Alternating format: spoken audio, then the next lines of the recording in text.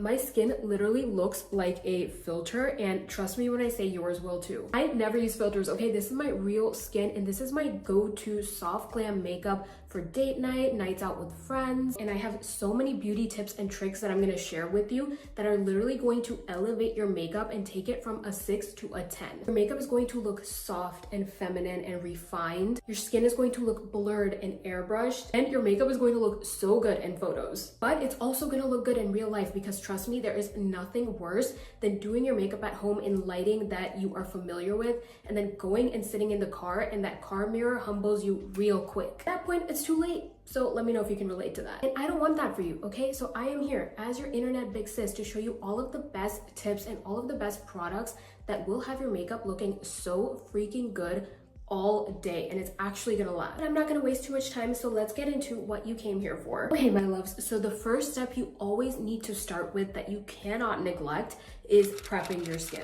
And I'm sure you've heard about this a lot by now, but it is so important. Before I prepped my skin, my makeup would always look cakey. For example, if you have dry skin and you're putting makeup on top of patches that are already dry, of course it's going to cling on to those dry patches and end up looking patchy and cakey, and that is not what we want. Or if you have oily skin, you want to be able to use products that control oil throughout the day so that your makeup looks better. For me personally, I have dry skin, so I like to focus on hydrating ingredients on my skin in the morning because I want my face to look fresh and dewy and plump and glassy all day. Let's go through my skin prep routine. So the first thing I like to use is the Rhode glazing milk. I did not want to like this, okay? I'm so wary of celebrity brands, but this is just so good.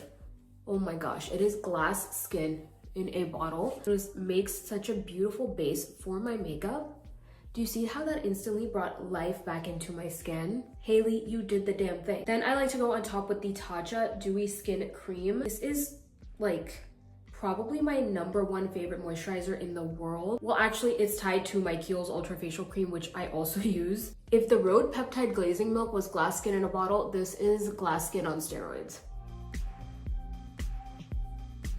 I mean, like, come on, it's so good. This is how my skin looks up close. There is a bit of redness, a couple baby breakouts. The step you can never skip, and you already know what's coming, is SPF. I like to do about 2 fingers worth. The one I'm using is the Innisfree Daily Defense Sunscreen. Love this one so much because it's like $16 at Sephora, which is honestly unheard of. And just look at the way it melted so perfectly into my skin. It's not leaving a cast. If you use this by itself without any moisturizer or anything, it's not too glowy. So I feel like it's great for all skin types. Now that skin prep is done, we can finally move into our complexion products. I have so many goodies here. Also highly recommend trying to let your skin prep kind of absorb and soak into the skin before you go in with primer or foundation. 5 to 10 minutes should be fine. Before we go in with foundation, I always like to do primer. And literally the only primer I have used for the past 2-3 years, I think, is the e.l.f. Power Grip Primer. This stuff is so good and so freaking affordable. I like to place the primer kind of where I know my makeup tends to fade away. So usually right here around the nose area, and I kind of press it into the skin. Also around the mouth, because if you're talking a lot, if you're eating or drinking, if you tend to pick at your face, this is where your makeup is going to disappear first. I truly think e.l.f. has become a queen of drugstore brands. They have stepped it up like crazy. For my foundation, I am using one of my new favorites that has gone crazy viral, but it is for good reason, because yes, it is that good and it is worth it. Haus loves. Okay, why do I have 2 shades? Because I could never shade match correctly. So I have 2 different shades that I kind of mix to create the perfect shade. And the 2 shades I'm using are light medium neutral and medium neutral. My face is basically 2 shades lighter than the rest of my body. So I like to do 1 pump of each, mix them together. I use the back of my hand as like a little palette. Use my fingers to apply it to the skin. And now, do you see that shade match? It is perfect. You're gonna apply it first with your fingers, because if you directly apply foundation to your face by pumping it on, you could be using way too much, and that's just a recipe for cakiness. Now, if you don't want to listen to anything else I say in this video, take this 1 tip and implement it in your makeup routine and watch how your makeup goes from a 6 to a 10 instantly. Start using makeup brushes. Why? Because that is how you get the most filtered, flawless, airbrushed effect. If you use sponges, they tend to absorb up a bunch of the product that you're blending. What you're left with is a patchy finish. What you want is an even finish, and a brush is going to change your life. This is actually the Haus Labs foundation brush. It is so, so good. But if you want something more affordable, e.l.f. also has an incredible foundation brush that I absolutely love. And when you blend out your foundation, you are going to stipple. Never drag. Dragging can create harsh lines that you may not see. I got you. I'm not gonna let you leave the house looking crazy. My brows are already done. Can we take a moment? Because look at that finish. It is already flawless, and I haven't even used any other products yet. This has now become my favorite foundation of all time. The next thing I started doing that completely changed the way my makeup looked, this is also going to make your eyes look brighter and more awake, is color correcting. It sounds intimidating, but I promise it's not. I'm actually gonna include a guide I created here, so make sure you screenshot this. The color corrector you use is basically just based on your skin tone. So for me, I feel like I'm more of a light medium skin tone, so I can use either a peach color corrector or a pink one, and I'm using a pink one today. This is my favorite one of all time. This is the Huda Beauty color corrector in the shade Cherry Blossom. But if you want something super cheap, the LA Girl color correctors from the drugstore are chef's kiss. This is going to cancel out darkness underneath the eyes. Just going to use the same Haus Labs concealer brush again. This is such a perfect brush. Do you see how that melted in 0.5 seconds? This just made such a huge difference in my face. It made my eyes look a lot bigger. This area looks so much brighter. Now we're ready for concealer. I'm just loving the way my skin looks right now. For my concealer, I'm also gonna use Haus Labs again. I just feel like, I don't know what Lady Gaga put in her complexion products, but they are just 10 out of 10. And no, this is not sponsored by Haus Labs. This is in the shade Light Medium Neutral. There is an art to concealer, okay? Again, it's not hard, but I promise you don't need to do a concealer triangle unless you want to. If that's your thing, that's totally okay. I personally think your makeup is going to look a lot more natural and less cakey if you only do concealer here and just a little bit here. Concealers can actually be a bit more full coverage than foundations, and they can be a lot thicker. If you pile it on, your makeup will tend to look a little heavy, especially in natural light. These are the two main spots that I personally think look best for concealer. Like I told you, we are using brushes for basically every single step because that is how you get the most flawless filtered effect. Again, using the same Haus Labs brush because we don't really need to change brushes here. Doing it here is also going to help lift the eye, which we love. And now my face looks, bam, wide awake. Another rule of thumb when it comes to makeup that I think everyone should be following is cream products before any powder products. So I'm gonna show you what I mean. I'm using this Makeup Forever Skin Essentials palette. She has been clearly very loved. This is one of the best makeup investments I have ever made. She is pretty pricey, but I feel like if you are going to invest in a higher end makeup product, let it be this. You get foundation shades, you get a bronzer, you get a contour, you get concealer, you get 4 different blush shades, and you get 2 highlights. That's like 8 different makeup products for the price of one.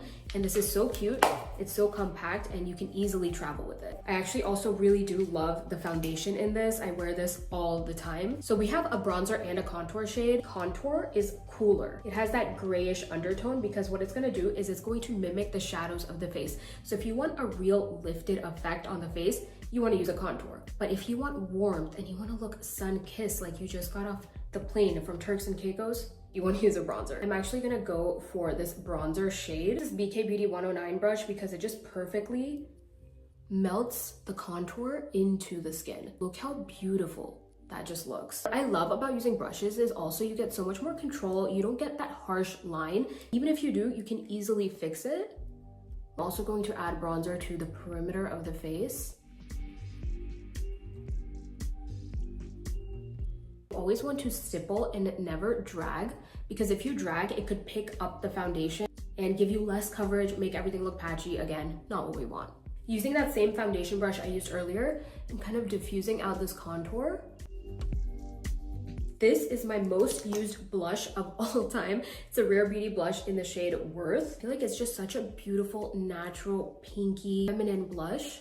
I like to add just a bit on each side. I'm using the Rare Beauty blush brush, so good for melting it into the skin. You always want to go with a blush that matches your undertone. So for me, I'm more of a warm, neutral-ish undertone, so I like to go for blushes that match that. This is more of a warm pink. A cool pink would be something like the Dior blush that went viral a while ago. I'll put in a picture here. That is a very cool tone pink. It does not look good on my skin. Using the same foundation brush again to diffuse out the blush. If you think your makeup doesn't look good for some reason, it could be that you're using a blush that is just not matching your undertone and is just making everything look off.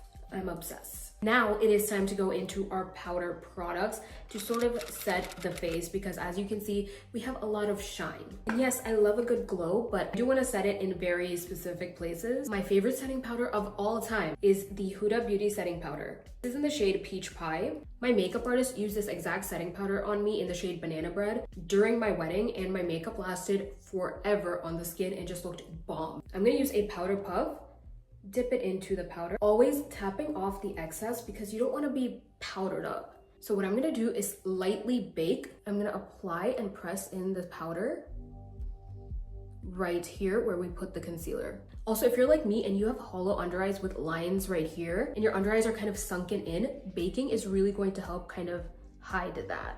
I also use this excess powder and I use it on my forehead area. Look at how beautifully it's mattifying the skin. I like to take it here because this is where our makeup kind of tends to fade off throughout the day. Then I use the same setting powder to sharpen up that contour and clean it up a bit.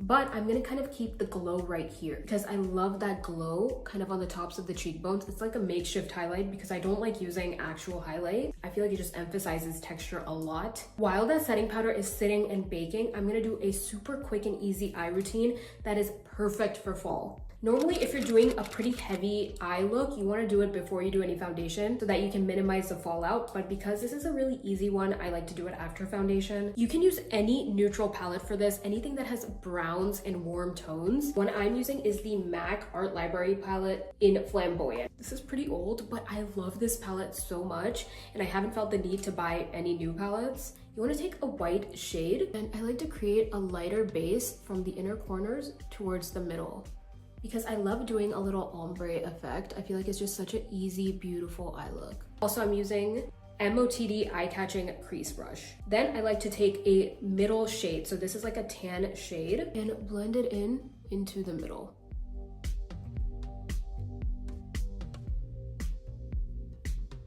I'm gonna take that same shade and kind of take it outside into the crease. And we're gonna create like a little depth right here. Then we're gonna take the darkest shade of brown. We're gonna kind of press it into the outer corner right here for that dimension.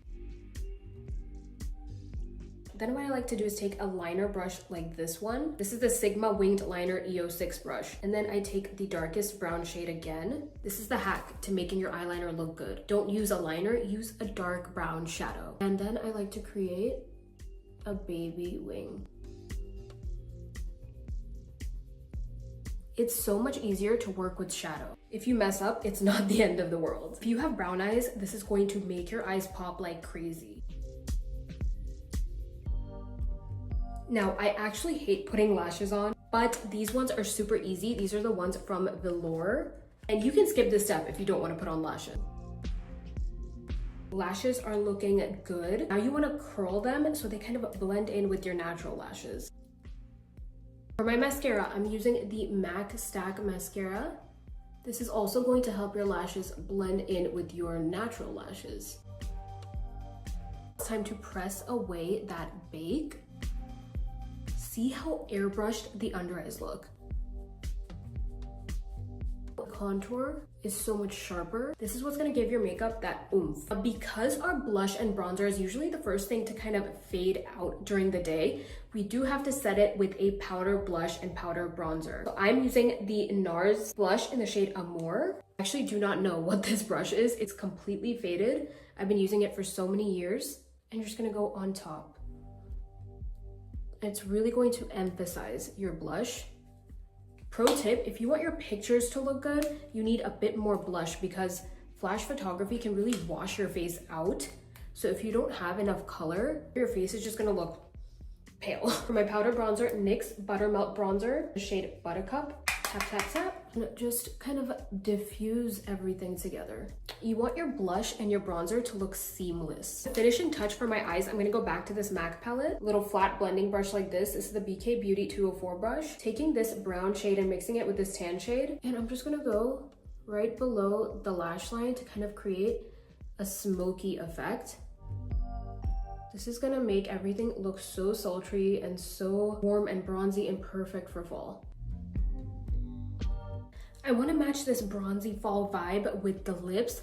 I'm going to do my favorite go-to brown nude fall lip. This is literally my favorite thing ever. Lining the lips with this MAC lip liner in the shade Cork. Best brown lip liner. Bringing it towards the center. Going on top in the middle, I'm going to pop this shade, the Milani lipstick in the shade Tease. No look is complete without gloss, and this is one of my favorite ones. This is a MAC lip gloss in Please Me, right here in the middle. Setting the skin is a non-negotiable because this is going to melt all of those layers together to create one beautiful masterpiece. What I'm using today is the Charlotte Tilbury Airbrush Flawless Setting Spray. That was hard to say. This one has proven time and time again that it will make my makeup last for 12 plus hours.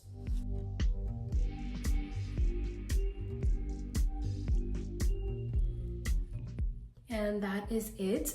This is the finished look. I feel like this came out so freaking perfect. It's glowy, it's bronzy, it's perfect for fall. And because we did all of those steps, it's not gonna look cakey. It's just looking fresh and luminous. I have gotten to the point where I can do this entire look in less than 15 minutes because it just becomes second nature the more you do it. So if you're a beginner and you need a soft glam look, or you just want to do your makeup with me, then you know exactly which video to come back to. I absolutely love sharing my favorite beauty and makeup and skincare and tips on how to smell good. So if you don't want to miss out, make sure you hit that subscribe button because there are so many more goodies coming your way. And if this video helped you in any way, I would really appreciate if you hit that like button. Let me know what you think about this look. And as always, I'll see you in the next one.